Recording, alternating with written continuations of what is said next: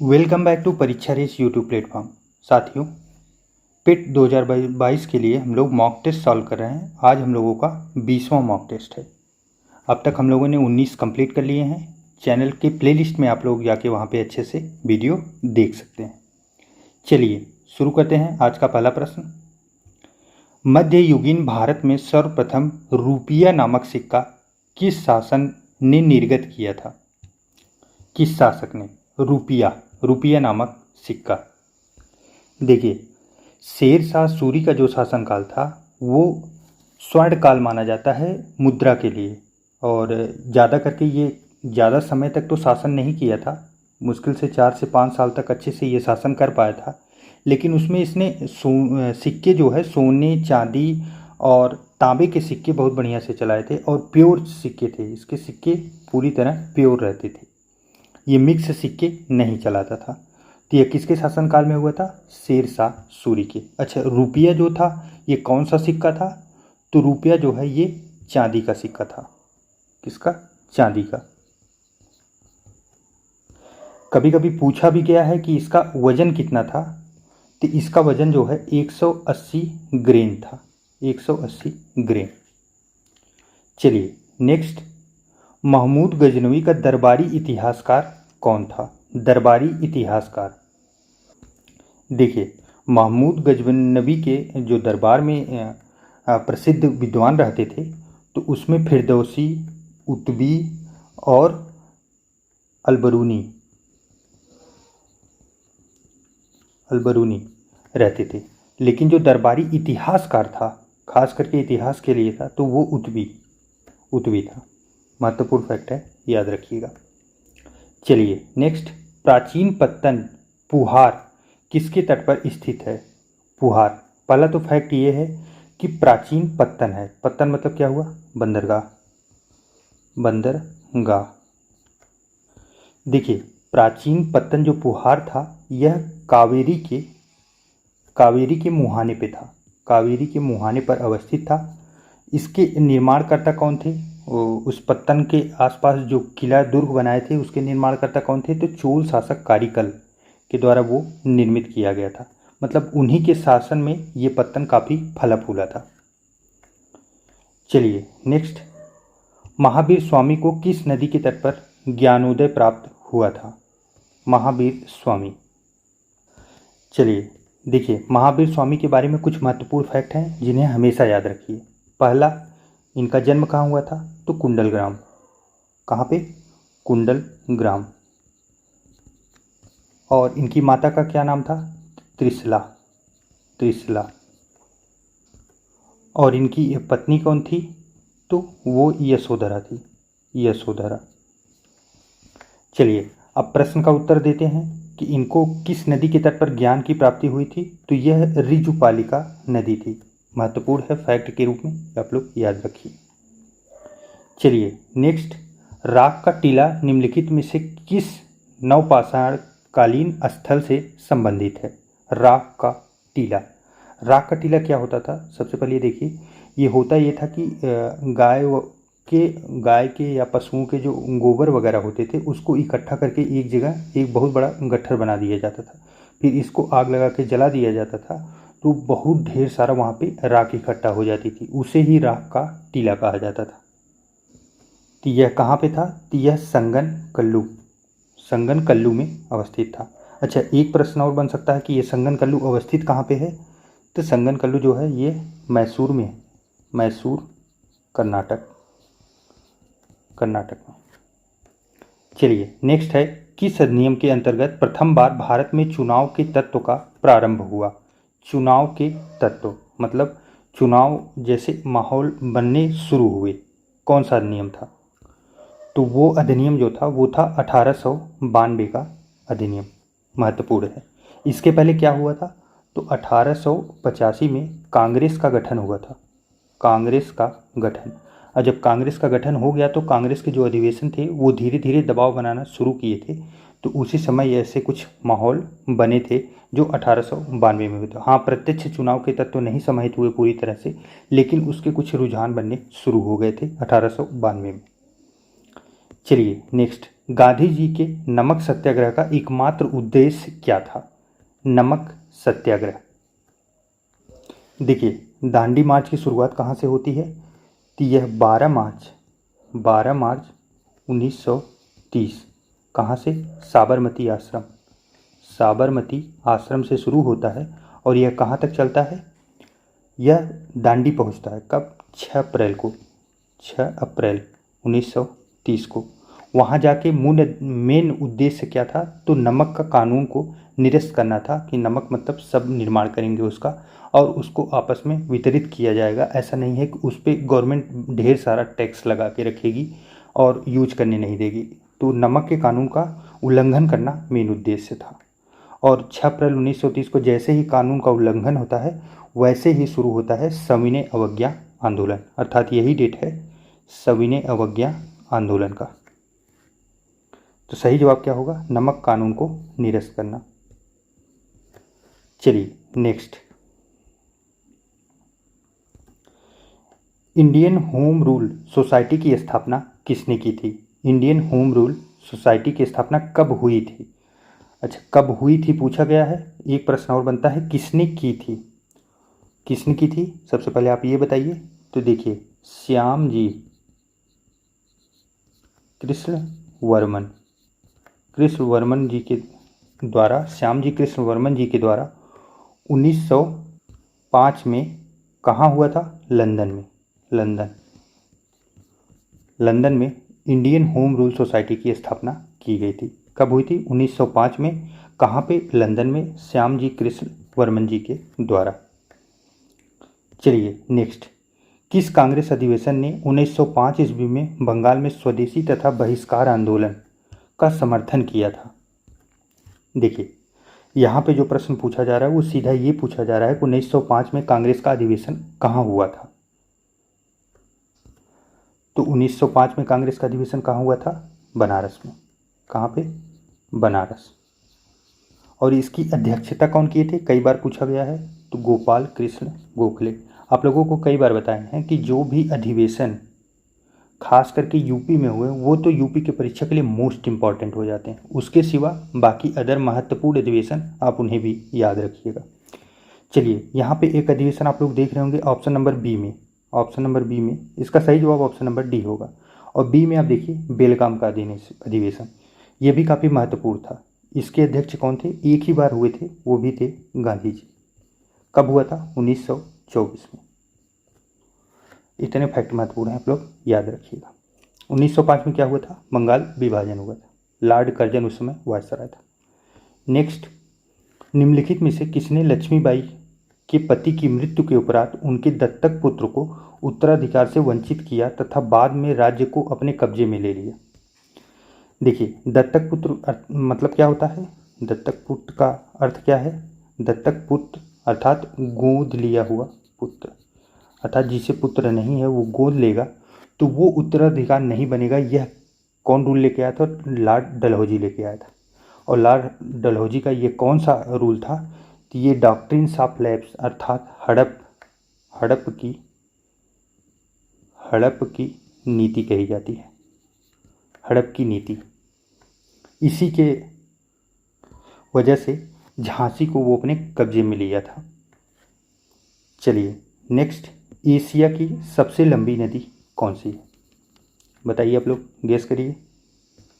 Asia की सबसे बड़ी लंबी नदी यांगसी नदी है। यांगसी, यह कहाँ की है? चीन की। अच्छा, एक प्रश्न और बनता है कि यह यांगसी नदी विश्व में किस नंबर की नदी है लंबाई में? तो विश्व में इसका नंबर जो है वो तीसरा है। तो इससे बड़ी दो नदी कौन कौन सी हैं? तो पहले नंबर पे आती है लंबाई में नील नदी और दूसरी अमेजन नदी, और तीसरे नंबर पे यांगसी नदी आती है जो चीन में अवस्थित है। चलिए नेक्स्ट है, बृहद ज्वार कब आता है? देखिए ज्वार भाटा का जो संबंध है वो सीधा सूर्य और चंद्रमा से पृथ्वी की दूरी पे निर्भर करता है। तो जब सूर्य और चंद्रमा एक सीधी रेखा में होते हैं तब सबसे बृहद ज्वार बनता है। इसका सही जवाब बनेगा ऑप्शन नंबर ए। नेक्स्ट है भारत में प्रवेश करने वाले पश्चिमी विक्षोभ उत्पन्न होते हैं। ये पश्चिमी विक्षोभ, देखिए पश्चिमी विक्षोभ से होता क्या है, तो जो शीतकाल में वर्षा होती है, शीतकाल अर्थात आप देखे होंगे गेहूँ के सीजन में कई बार बारिश होने लगती है, मौसम बन जाता है, और उस समय आप देखेंगे सबसे ज़्यादा बारिश कहाँ होती है, तमिलनाडु के तट पे नीचे दक्षिणी भाग में और पंजाब के कुछ क्षेत्र में, और हल्की फुल्की बारिश तो हम लोगों को भी मिलती है, लेकिन यहाँ दोनों मेन बारिश होती है 2 जगह पे। तो ऐसा क्यों होता है पश्चिमी विक्षोभ के कारण? तो ये मानसून बनता कहाँ पे है, तो ये भूमध्य सागर में बनता है। भूमध्य सागर में जब लौटते हुआ मानसून होता है वो वहाँ से एटमॉस्फेरिक प्रेशर और दबाव क्रिएट करके नमी को ला के फिर वो जल समाहित करता है हमारे क्षेत्र में, भारत में। कई बार पूछा गया पश्चिमी विक्षोभ से बारिश कहाँ होती है, तो ये भी आप लोग याद रखिएगा, तमिलनाडु और पंजाब में। नेक्स्ट है भारत अवस्थित है कौन कौन से अक्षांश और देशांतर के बीच में अवस्थित है भारत? महत्वपूर्ण प्रश्न है, चलिए इसे मैप से ही देखते हैं। देखिए सबसे पहले ये ग्लोब आप देखिए, ये ग्लोब है, पृथ्वी है, पृथ्वी में बीचों बीच क्या है, ये 0 डिग्री है, 0 डिग्री। और इसके ये ऊपर वाला क्षेत्र क्या हुआ, यह उत्तरी क्षेत्र हुआ, उत्तरी ग्लोब, और नीचे वाला क्या हुआ, ये दक्षिणी हुआ।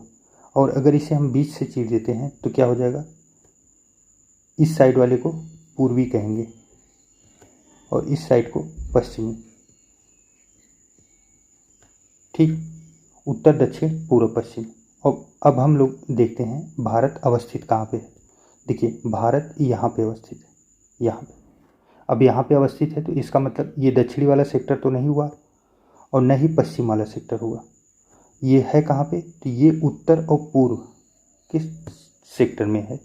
तो अब इसी के हिसाब से आगे देखिए आप लोग, देखिए ये 8 डिग्री और 4 मिनट आप लोग देख रहे हैं, यहाँ देखिए 8 डिग्री 4 मिनट मुख्य भूमि का एकदम निचला भाग है। मतलब 8 डिग्री के नीचे अगर अवस्थित होंगे, नीचे आएंगे तो यहाँ आपको 0 डिग्री मिलेगी, 0 डिग्री के इतना ऊपर है। ऊपर चलते हैं, ऊपर कहाँ तक है, तो 37 डिग्री 6 मिनट, इतने हाइट तक अवस्थित है। यह क्या है, यह इसका अक्षांशी विस्तार है, यह अक्षांशी विस्तार है, अक्षांशी। अब देशांतरी की बात करते हैं, देशांतर ऐसे ऐसे होता है, अक्षांशी ऐसे होता है। अब देशांतरी देखते हैं, ये कहाँ है, तो 68 डिग्री 7 मिनट, यह कहाँ पे है, गुजरात के एकदम पूर्वी तट पर। और उसके बाद फिर इधर आते हैं 97.25 डिग्री, यह क्या है, यह अरुणाचल प्रदेश के एकदम लास्ट में अवस्थित है। यह क्या है, यह पूर्वी क्षेत्र, पूर्वी उत्तर पूर्व में, दोनों पूर्व में ही पड़ेंगे, यह भी पूर्व में पड़ेगा, यह भी पूर्व में पड़ेगा, यह भी उत्तर में पड़ेगा और यह भी उत्तर में पड़ेगा। दक्षिण नहीं होगा क्योंकि 0 डिग्री के नीचे दक्षिण आएगा। और यहाँ पे भी जब 0 डिग्री आएगा, उसके यहाँ पे भी जब 0 डिग्री आएगा, 0 डिग्री के बाद ही जो है वो इसका पश्चिम शुरू होगा। तो इसलिए दोनों पूर्व के सेक्टर में अवस्थित हैं। देखिए अगर आप लोगों का क्लियर नहीं हुआ होगा तो आप लोग कमेंट करके ज़रूर बताइएगा, मैं इसके लिए एक अलग से वीडियो पूरे मैप को समझा दूंगा। देखिए अब प्रश्न क्या था, अवस्थिति लोकेशन कहाँ है। हम लोगों ने देखा था उत्तर में है और कहाँ है, पूर्व में है। तो सबसे पहले जहाँ कहीं भी दक्षिण दिखे या पश्चिम दिखे उनको आप लोग काट दीजिए। अब कहाँ होगा, तो देखिए पहले वाले में पश्चिम दिख रहा है 68.7, ये हमें काट देना है। दूसरे में पूर्व है, दूसरे में पूर्व है, यहाँ पे भी पश्चिम है, इसे भी हमें काट देना है। दक्षिण इसमें भी था, दक्षिण इसमें भी था, दोनों कट गए। अब उत्तर और पूर्व की बात की जा रही है। अब देखिए हम लोग कहाँ देखे थे, अक्षांश जो है 8 डिग्री 4 मिनट उत्तर में अवस्थित था, वहाँ से लेके 37 डिग्री 6 मिनट उत्तर तक। और देशांतर 68 डिग्री 7 मिनट पूर्व से 97 डिग्री 25 मिनट पूर्व तक है। तो सही जवाब इसका होगा ऑप्शन नंबर सी। अगर आप लोगों को कन्फ्यूजन हो तो एक बार पीछे करके बैक करके फिर से वीडियो देख लीजिएगा, आप लोगों का कंसेप्ट क्लियर हो जाएगा। वैसे इसका PDF मैप का भी मैं इसके नीचे PDF लगा दूंगा, आप लोग टेलीग्राम से डाउनलोड करके एक बार फिर से देख लीजिएगा, आप लोग कन्फ्यूज नहीं होंगे। चलिए नेक्स्ट देखते हैं। जनगणना 2011 के अनुसार 14 वर्ष से कम आयु वालों की संख्या सकल आबादी का कितने प्रतिशत है? महत्वपूर्ण सीधे फैक्ट आते हैं, कई बार आए भी हैं। तो यह कितने हैं? तो 31%। 31% आप लोग याद रखिएगा। 14 वर्ष से कम आयु वाले बच्चों की संख्या पूरी आबादी का कितना है? 31% है। 31% मतलब क्या हुआ? एक तिहाई। एक तिहाई अभी ऐसे हैं जो नाबालिग हैं, आप ये समझिए। नेक्स्ट चलिए, साख पत्र LC दिया जाता है। देखिए सबसे पहले साख पत्र को क्या कहा जाता है? साख पत्र को क्रेडिट कार्ड भी कहा जाता है। यह किसे दिया जाता है? तो ये आयातकर्ता को दिया जाएगा, आयातकर्ता को। चलिए नेक्स्ट, उत्तर प्रदेश औद्योगिक विकास निगम स्थापित है कहाँ पे? उत्तर प्रदेश औद्योगिक विकास निगम। देखिए उत्तर प्रदेश का जो औद्योगिक विकास निगम है यह कानपुर में अवस्थित है। सीधा फैक्ट है, आया भी है कई बार, इसलिए आप लोग ध्यान में रखिएगा। चलिए नेक्स्ट है, राष्ट्रीय नियोजन में रोलिंग प्लान की अवधारणा लागू की गई थी। चलिए पहला फैक्ट इसका ये है कि यह किसके मॉडल पर स्थापित किया गया था? तो ये गुन्नार मॉडल पर, गुन्नार मॉडल। कब किया गया था? तो यह किया गया था 1978 में। उस समय सरकार किसकी थी?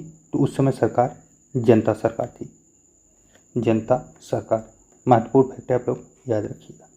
नेक्स्ट है, निम्नलिखित में से किसको मुद्रा की पूर्ति का विस्तृत माप माना जाता है? मुद्रा की पूर्ति का विस्तृत माप। देखिए मुद्रा की सबसे विस्तृत माप क्या होती है?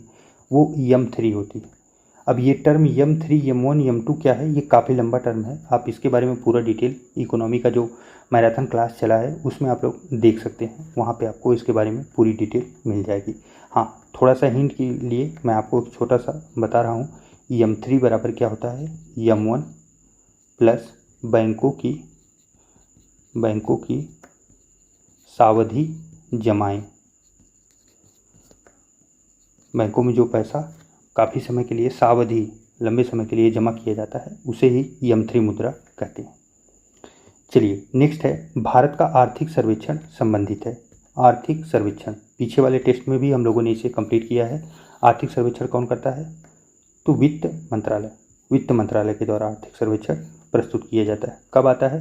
तो बजट के कुछ दिन पहले, बजट के 2-1 दिन पहले आर्थिक सर्वेक्षण आता है, जिसमें भारत के कितने विकास हुए, कितनी रफ्तार रही, कैसी रही, उसी के बारे में चर्चा होती है। जारीकर्ता वित्त मंत्रालय ही है।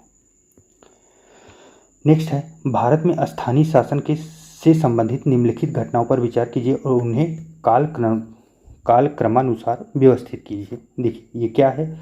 विभिन्न समितियां दी गई हैं। कौन सी? स्थानीय स्वशासन। स्थानीय स्वशासन अर्थात पंचायती राज की जो समितियां थी उन्हें दिया गया है, उन्हें अरेंज करना है। तो चलिए शुरू से देखते हैं। LM सिंघवी समिति, यह कब आई थी? तो 1987 में। अच्छा, दूसरी PK थुंगल समिति, यह कब आई थी? तो 1988 में। अशोक मेहता महत्वपूर्ण समिति, यह कब आई थी? तो 1977 में। जबकि GKV राव जो थे ये 1985 में। अब कालक्रम अनुसार जो है वो व्यवस्थित कर लीजिए। देखिए इसमें एक छोड़ दिया गया है जो सबसे महत्वपूर्ण था, कई बार पूछा गया है, वो है बलवंत राय मेहता समिति जो 1956 में आई थी। BL मेहता समिति, वह नहीं दिया गया है क्योंकि वो काफ़ी सरल हो जाता है, सब लोग उसे आसानी से पकड़ लेते हैं। देखिए अब अगर कालक्रमानुसार लगाएं तो सबसे पहले कौन होगा? 77। फिर दूसरे नंबर पे ये 85 वाली आएगी, फिर 87 पे आएगी ये पहली वाली तीसरे नंबर पे, और चौथे नंबर पे 88 वाली आएगी चौथे नंबर पे। तो सही जवाब जो हम लोगों का बनेगा वो 3412 सही जवाब।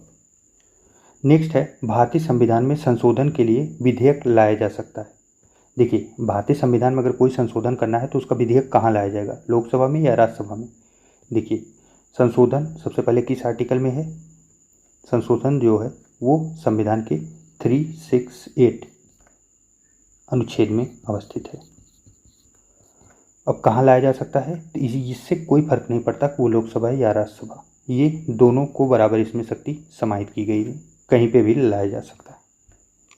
चलिए नेक्स्ट, भारत की संसदीय व्यवस्था में शून्यकाल कहाँ से लिया गया है। शून्यकाल, देखिए शून्यकाल जो है ये भारत में भारत का ही देन है, भारत की देन, यह किसी से उधार नहीं लिया गया, यह अर्थात उपयुक्त में से कोई नहीं होगा। शून्यकाल होता कब से कब तक है, कई बार पूछा गया है, 12 बजे से लेके 1 बजे के बीच का जो समय होता है यह शून्यकाल का समय होता है।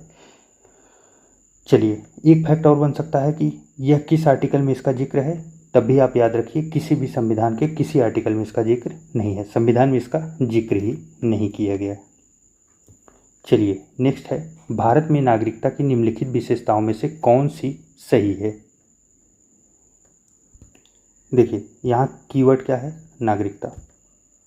संविधान में इसका जिक्र कहाँ है, भाग 2। अनुच्छेद की अगर बात की जाए तो अनुच्छेद कौन सा है, तो अनुच्छेद 5 से लेके 11 तक पूछा गया प्रश्न है, इसीलिए फैक्ट आप लोग याद रखिएगा। और कौन सी नागरिकता है, एकल नागरिकता। तो सही जवाब क्या होगा, संपूर्ण भारत की एकल नागरिकता, 24 का सी।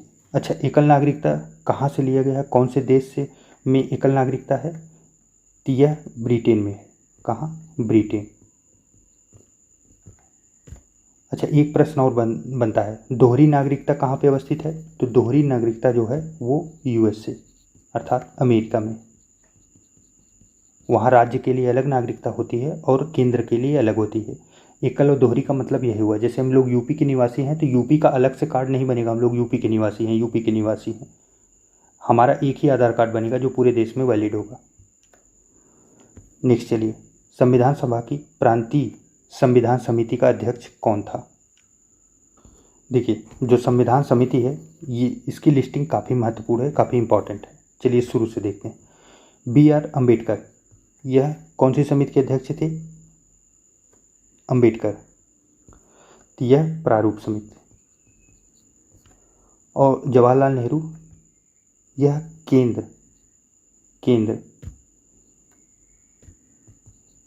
या तो इसे संघ भी बोला जाता है। राजेंद्र प्रसाद संचालन करते थे। और सरदार वल्लभ भाई पटेल क्या थे, यह प्रांतीय। सही जवाब ऑप्शन डी होगा। सभी समिति आप लोग एक बार अच्छे से रिवाइज कर लीजिएगा। चलिए नेक्स्ट, हमारे शरीर में रक्त का दाब होता है, कितना होता है, वायुमंडलीय दाब से कम, वायुमंडलीय दाब से अधिक, वायुमंडलीय दाब के बराबर, उपयुक्त में से कोई नहीं। देखिए रक्त का दाब जो है वो वायुमंडलीय दाब से अधिक होता है, अगर अधिक नहीं होता तो जब कहीं कट जाता तो ब्लड की जगह एटमॉस्फेयर से हवा अंदर जाती, ज़्यादा है इसीलिए वो बाहर निकलता है। आप लोग इसे ध्यान रखिएगा हमेशा, जहाँ प्रेशर कम होगा, हाई प्रेशर हमेशा लो प्रेशर की तरफ प्रवाहित होगा।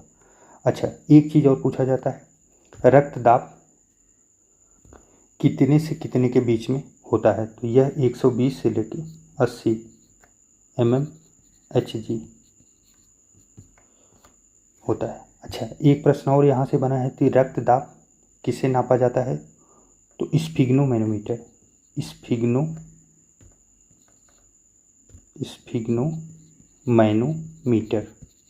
के द्वारा नापा जाता है। चलिए नेक्स्ट है, जीव विज्ञान नाम दिया गया है, जीव विज्ञान कौन दिया है जीव विज्ञान का नाम, तो यह नाम जो है यह लैमार्क के द्वारा दिया गया है। किसके द्वारा, लैमार्क के। अच्छा एक फैक्ट और है, जीव विज्ञान का पिता, फादर ऑफ बायोलॉजी किसे कहा जाता है, तो यह अरस्तु को कहा जाता है। किसको, अरस्तु को। हम लोग का जो सही जवाब बनेगा ऑप्शन नंबर बी, लैमार्क। चलिए नेक्स्ट है, प्रकृति में सर्वाधिक प्रचुरता से पाया जाने वाला कार्बनिक यौगिक कौन सा है, कार्बनिक यौगिक जो पृथ्वी में सर्वाधिक प्रचुरता मात्रा में पाया जाता है, तो वो सेलुलोज। यह क्या है, एक प्रकार का प्रोटीन है। इसे क्या बोलते हैं, प्राकृतिक प्राकृतिक बहुलक है। बहुलक क्या होता है? बहुलक पॉलीमर होता है। पॉलीमर अर्थात जो एक ही प्रकार की कई संरचना निर्मित करते, एक ही बांड से जुड़े रहते हैं लंबी लंबी संरचना के साथ, उसे बहुलक कहते हैं। पॉलीथीन भी एक बहुलक है, लेकिन वो कृत्रिम है, हम लोगों के द्वारा निर्मित किया गया है, जबकि ये प्राकृतिक होता है। अच्छा, इसके एग्जाम्पल क्या क्या होते हैं? तो इसके जो एग्जाम्पल हैं वो रुई आप लोग देखे होंगे, गद्दा जो जिससे बनता है, उसके बाद लकड़ी, ये सब इसके एग्जाम्पल है। किसके? सेलुलोज के। नेक्स्ट है फोटोवोल्टिक सेल संबंधित है। क्या? Photovoltaic cell. देखिए, जो फोटोवोल्टिक सेल है वो सौर ऊर्जा से संबंधित है। यूपीपीसीएस का आया हुआ प्रश्न, आप लोग याद रखिएगा, सीधा प्रश्न पूछा जा सकता है। नेक्स्ट, प्रकाश वर्ष किसकी इकाई है? प्रकाश वर्ष। देखिए, निर्वात में प्रकाश के द्वारा एक वर्ष में तय की गई दूरी को प्रकाश वर्ष कहते हैं। इसका जो फार्मूला है वो है 9.46 गुणे 10⁻15 मीटर। इतनी दूरी प्रकाश तय करता है। अच्छा, एक प्रश्न और बनता है, दूरी की सबसे बड़ी इकाई क्या है? तो सबसे बड़ी जो है, सबसे बड़ी वो पारसिक। चलिए, अब हम लोगों का प्रश्न क्या था? प्रकाश वर्ष किसकी इकाई है? तो यह खगोलीय दूरियों की इकाई है, खगोलीय दूरियों की। इस प्रकार साथियों 30 प्रश्नों का ये श्रृंखला हम लोगों का समाप्त हुआ। आपके कितने सही हुए आप लोग कमेंट करके ज़रूर बताइएगा। चलिए, मिलते हैं एक नए वीडियो में, तब तक के लिए ढेर सारा प्यार और नमस्कार।